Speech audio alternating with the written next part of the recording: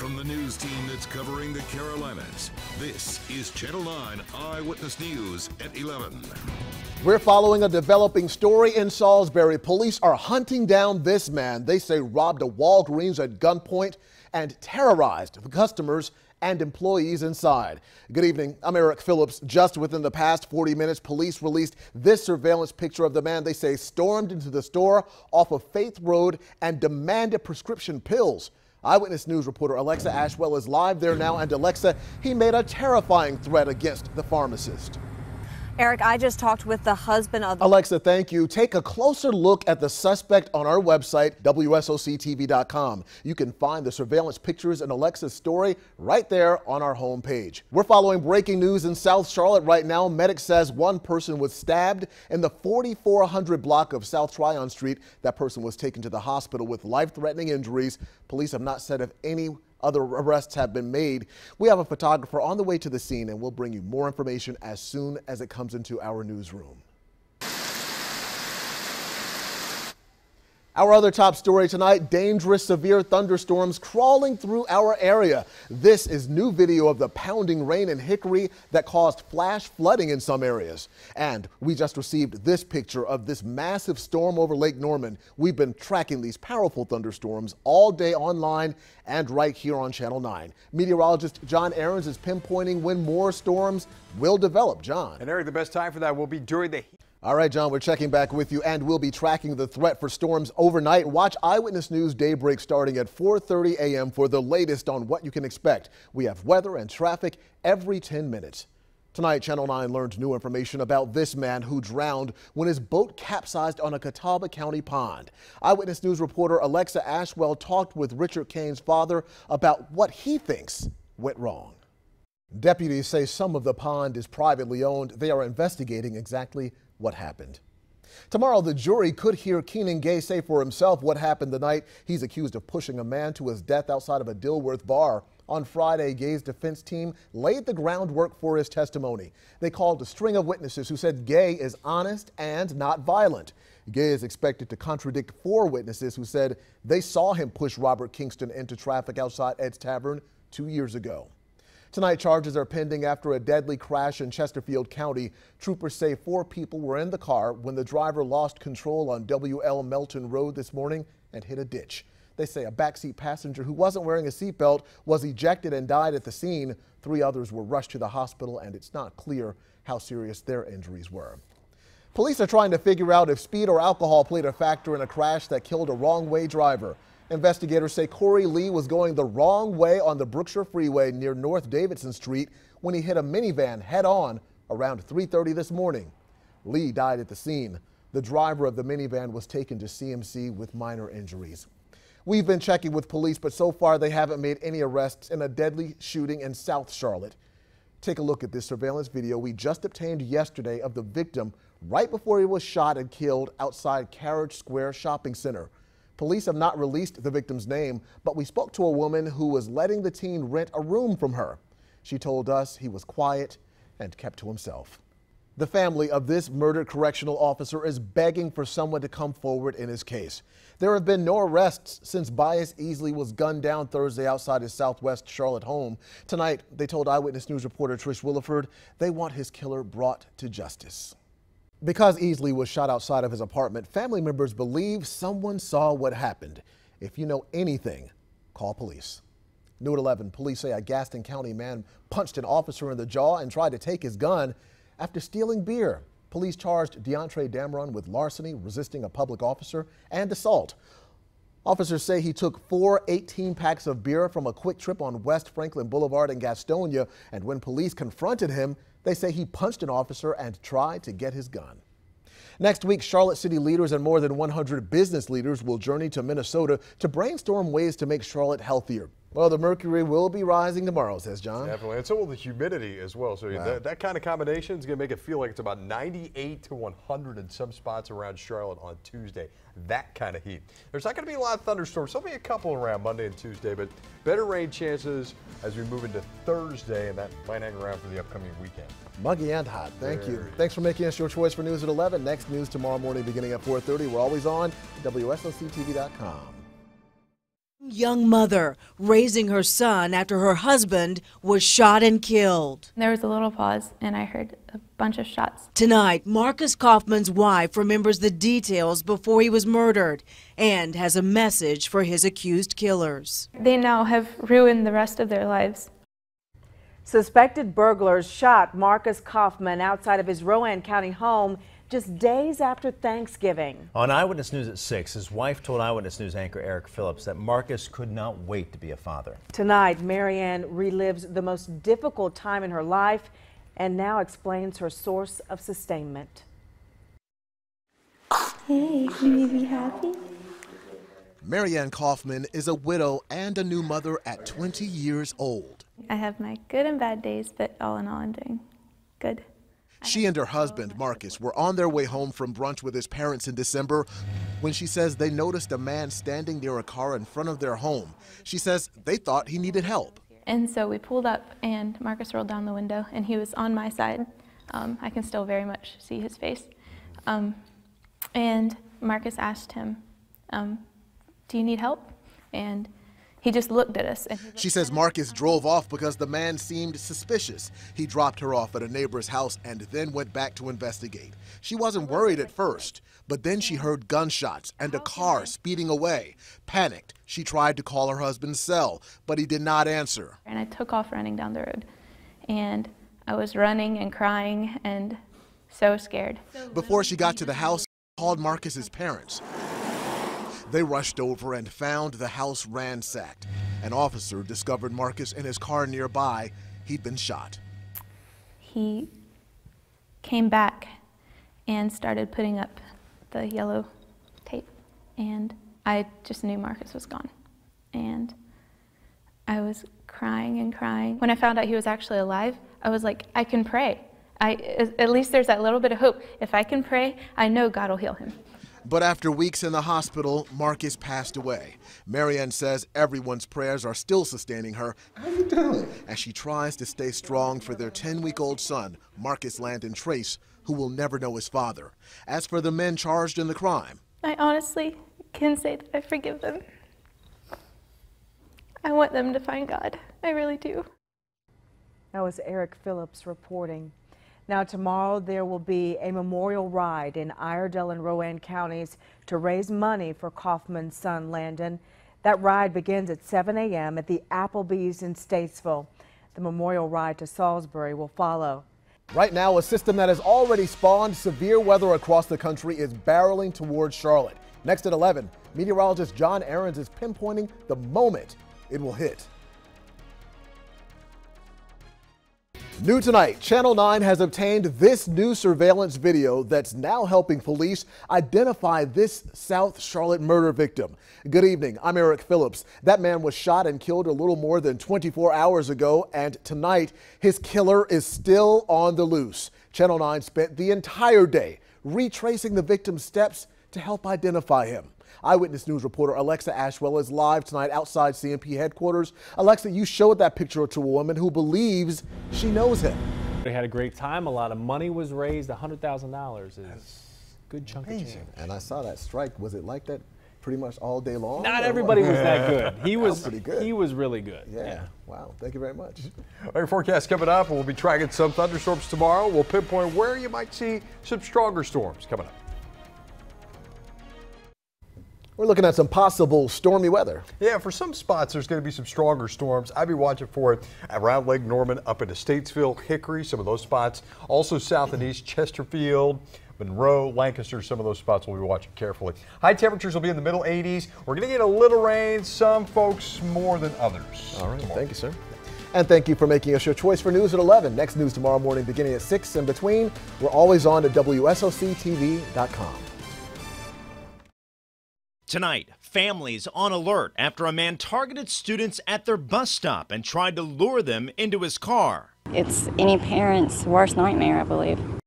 This alert comes nearly 2 weeks after 2 other attempted abductions in Gaston County. Now, police say that there is a common thread between this latest case and one of the others. Mount Holly police told Eyewitness News anchor Eric Phillips their main concerns about this investigation. Eric. Erica and Blair, so far this man has tried to lure students at a bus stop that feeds Rankin Elementary and Mount Holly Middle School. Police are afraid if he's not caught, he could escalate and try to grab one of the students. It's any parent's worst nightmare, I believe. This mother of 3 Mount Holly students is concerned about what police say happened at least 2 times over the last week. It's wrong. It's wrong on so many levels. Police say last Thursday and Friday mornings, a man in a blue Nissan or Honda went to a school bus stop and tried to lure students into his car. The information we had was that he offered alcohol and pornographic material to these students and told them to skip school and to come with him. None of the students got into his car. They told their parents, who then called police. Authorities alerted principals at every school in Gaston County, and school officials notified parents. Very concerning. You know, you got to keep your eyes on your kids at all times and teach them how to react in a situation. Police say the suspect's description is similar to the man who tried to snatch a child in nearby McAdamville 2 weeks ago. Here is a composite sketch of him. In both cases, it was a white man with reddish-brown hair driving a blue Nissan or Honda. It's scary, and I know it could happen to me or any of my sisters. Bad people should be good people and, you know, not be so, like, crazy. He just needs to stop, and he just needs to stop and go away. Police say since the information went out into the community earlier this week, they've received lots of leads about this suspect, and they are following up on each and every one of them. We are live tonight in Mount Holly. Eric Phillips, Channel 9 Eyewitness News. We're following breaking news out of West Charlotte right now. Police say a motorcycle and car collided off West Boulevard. Just within the last 60 minutes, the motorcyclist was rushed to the hospital with serious injuries. They have the road shut down at the intersection of Morning Drive right now. We're working to learn more about this. Stay with WSOC and WSOCTV.com for updates. Tomorrow, the family of a 14-year-old killed in a terrible crash in Chesterfield County will say their final goodbyes. Trace Shipley was riding his ATV with his mom and brother in Cheraw on Friday when he decided to turn around and head home. He turned into the path of an oncoming truck. His family told Channel 9 he had just graduated from the 8th grade. Trace's funeral service is tomorrow at 1 o'clock at Cheraw First Baptist Church. New at 11, a paratrooper died in a training accident at Fort Bragg. The Army says Sergeant Shayna Schmeigel died Friday during a training exercise involving a T-11 parachute. Her cause of death is under investigation. The 21-year-old was from New York and joined the Army in 2010. Also new at 11, a pilot was killed this afternoon when his plane crashed during an air show in Wisconsin. Take a look at this accident, which was caught on camera. It stunned those who were at the air show. Organizers canceled the rest of the show after the deadly accident. The cause of the crash is under investigation, and the name of the 47-year-old pilot has not yet been released. Tomorrow, the $84 million proposed budget for the town of Mooresville will be presented to commissioners. The general fund was reduced by more than $750,000. That's because it no longer includes money for the expansion of the Public Operations Center. The utility fund was also reduced by $10,000. A line item for tractor removal was cut. Utility rates and property taxes will not change. An historic building with decades of memories crumbled to the ground in a matter of seconds.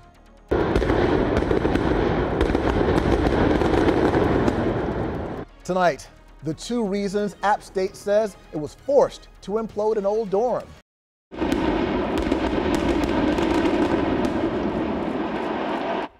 In a matter of seconds, an 11-story building with decades of history came crashing to the ground. Appalachian State University tore down the old Winkler Residence Hall today. For many, the dorm represented years of memories. In 12 seconds, the physical representation of 40 years of memories was gone as Winkler Hall was reduced to rubble. Current App State student John Russell says it was the first dorm he ever lived in. A little bit of heartbreak and a little bit of joy. It wasn't very well kept up with, but I had a lot of good memories there. School officials say it cost $1.7 million to build the dormitory back in 1974, but it would have cost a lot more to renovate it now. That's why they chose this route. They say it all has to do with supply and demand. Students prefer more suite style living and single rooms, so it's just a matter of meeting the demands of students as to the kinds of facilities that you'll find on a college campus these days. During today's implosion, a 1,000-foot perimeter was established for safety's sake. A lot of preparation went into those 12 seconds. We've been working here over the past couple weeks, prepping the building, removing critical walls that would slow the demolition process up. It went off without a hitch, to the awe of onlookers. Wow. I couldn't believe how many explosions there were. I thought it would be just one big one and it would collapse. School officials say the land where the dorm was will be returned to green space, and they'll decide in the future whether to build a new residence hall there. Students at Rock Hill University are going to pay a lot more this summer for classes, and some say it came as a surprise. Winthrop University increased its summer school tuition by 40% this year. Our partners at the Rock Hill Herald report the increase was posted on the school's website about 3 weeks before registration. The school president addressed the late notice concerns and said they will announce any tuition increases earlier from now on. They're in Pocono next week, and Jimmy's really good there too. And they don't call it the Monster Mile for nothing. That's right. All right. No monster storms heading this way in the near future. Not at all. Hurricane season begins rather quietly. I'll be pinpointing the next chance of rain here in Charlotte coming up. A cool beginning to your work week. Yeah, it feels great outside. Definitely not what you'd expect for this time of year. No, not at all. Calendar says June the 1st, and our high is only around 81. Tomorrow morning, it's going to be about 59. Feel nice. I think some spots in the highest elevation of the mountains could be like starting out at 49. Great start. Heat and humidity start to pick up just a little bit by Wednesday and Thursday. All right. Thanks for making us your choice for news at 11 o'clock. Next news tomorrow morning beginning at 4:30. We're always on at WSLCTV.com. Now we turn to breaking news in Matthews at this hour. Police have a major intersection shut down after a serious crash involving a pedestrian. Matthews Township Parkway is blocked off at Sam Newell Road. Medic tells us they airlifted one person to the hospital with life-threatening injuries. We have a crew on the way to the scene right now, and we will let you know as soon as we learn more information. New tonight, witnesses rushed to this scene to try and help a motorcyclist involved in a major crash. The wreck shut down Moorhead Road in Concord for more than an hour. Eyewitness News reporter Catherine Bilkey just spoke with a witness about the desperate attempts to save the victim. Well, tonight, police are still canvassing the West Charlotte neighborhood where 50-year-old Carrington Ware was hit and killed over the weekend. Right now, they don't have a lot of clues about what happened. Police told Eyewitness News anchor Eric Phillips they need the public's help in this case. Well, Scott and Natalie, they have told us that they are reviewing surveillance video from that high school down the street, but they say it's grainy and kind of far away from the bus stop where Carrington Ware was heading. What's unusual about this hit and run is that there was no debris left behind, making it even more difficult for investigators. Late Saturday night, 50-year-old Carrington Ware was leaving his fiance's home on Pebblebrook Drive, heading for the bus stop just across the street on Allegheny Street when someone hit the man with cerebral palsy and kept going, just left him there. A human being is dead and the family's suffering, and they need some kind of closure as to why this happened. Police say hit and runs are difficult to solve, and this one is even more challenging because of the lack of evidence. That's why they need witnesses to come forward. His fiancée, who is also disabled, appreciates investigators' efforts. It means that they have respect for him as a citizen of Charlotte who did not deserve to die that way. She believes the driver had to see Ware because he was a tall man wearing a white coat. She showed me pictures of them in happy times and explained how they were planning to pick up her engagement ring today. And she has a message for the driver. I've already chosen, because of my faith, to forgive. You cannot live with this down in your heart without bringing it out and apologizing for it. You've changed my life forever. Investigators say they have interviewed some witnesses, but they need to interview more. And they say that Carrington Ware was crossing this street legally. They also tell us that usually in these hit and run cases, the driver lives within 3 miles of the accident scene. And they say that could very well be the case here. We're live in West Charlotte. Eric Phillips, Channel 9 Eyewitness News. This is Channel 9 Eyewitness News at 11. I heard my brother screaming, "Run, run." A family mowed down in their own backyard by an out-of-control pickup truck. He hit the side of the house and bounced off, the truck did. Tore down our back steps. New tonight, a man explains how he kept his brother calm while he was pinned by that vehicle. I said, "We done lost Mom, we can't lose you too." Good evening, I'm Eric Phillips. New tonight, we've learned the husband and wife hurt in that terrible wreck are now out of surgery. The driver, who is 97 years old, was also hurt but is expected to survive. Tonight, Eyewitness News reporter Catherine Bilkey is live in Kannapolis. And Catherine, you talked to the husband and brother who saw the whole thing. Eric, you said it was quick. A 14-year-old killed in a terrible accident in Terrar will be remembered at his funeral tomorrow. Trace Shipley was hit by a truck while he was on his ATV not far from his home. New tonight, his family told Eyewitness News reporter Alexa Ashwell he just started his summer break.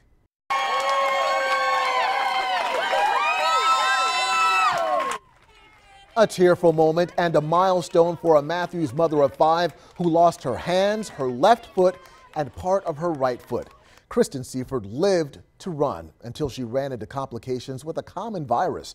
The flu left her a triple amputee. Now her family is faced with mounting medical bills. New at 11, her community came through to help and encouraged her to share her inspiring story. At the end of the race, everyone was cheering and cheering, which was so wonderful, and everyone was cheering me on. There were lots of reasons to cheer as 38-year-old Kristen Seaford warmly embraced her husband. She's come a long way. I just couldn't believe that I made it this far. Just last November, doctors amputated both of her hands, her left foot, and the toes and heel of her right foot, all because of complications from the flu. It would have been difficult for anyone, but especially for someone like Seaford, who was an avid runner. I've actually been all around Charlotte doing fundraising races for lots of other causes, and it just has come full circle, and today the cause was for my family. Supporters organized the See Kristen Run event in Matthews today to raise money for the Seaford family buried in the medical costs of prosthetics and therapy and a wheelchair. But that's not all. She has 5 kids, 18 months to 11 years old. I need help taking care of my children right now, and that also comes with a cost.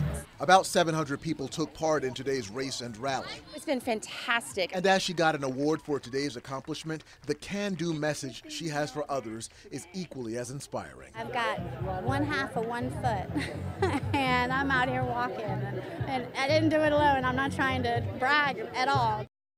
Seaford says she could not have done it without strength from God and her community. The See Kristen Run campaign hoped to raise $200,000 for the family. Channel 9 just received new numbers in a major adoption event by 2 local animal shelters. CNPD Animal Control and the Humane Society of Charlotte are trying to adopt 100 animals in just 2 days. And we just learned they nearly completed that goal in just 1 day. They adopted 83 animals at their mega adoption event today. All of the animals up for adoption go to their new homes, vaccinated and spayed or neutered. First hurricane season begins tomorrow.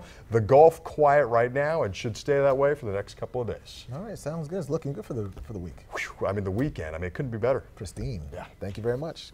Coming up in sports, can the UNC Tar Heels overcome a scare and keep their season alive against Florida? So our local teams 2-1 today in state championship games. They were some happy girls too. All right, thank you very much. Great day for some soccer and most other sports as well. Yeah, skies are clear, but more importantly, we don't have the heat or humidity. When they come back, next.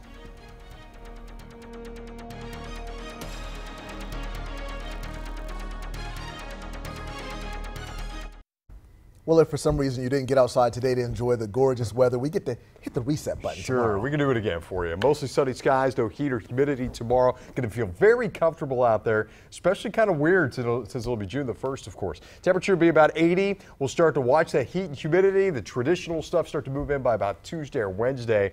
Not a lot of rain out there. Maybe up in the mountains Wednesday, Thursday time frame. I think the best rain chance for Charlotte will be coming in Thursday night, Friday during that time.